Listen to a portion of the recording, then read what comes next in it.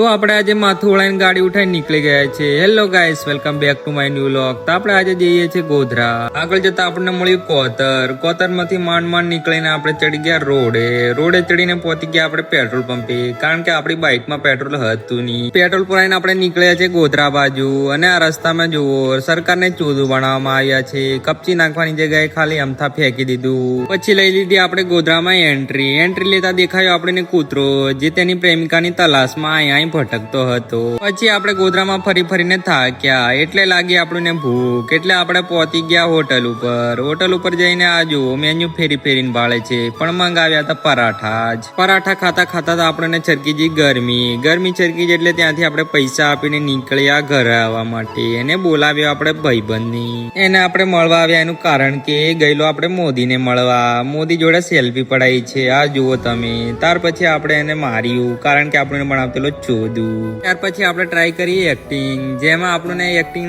પણ નથી આવડતો. પછી આપણે વિચાર્યું કે ચાલો જતા રહીએ ઘરે.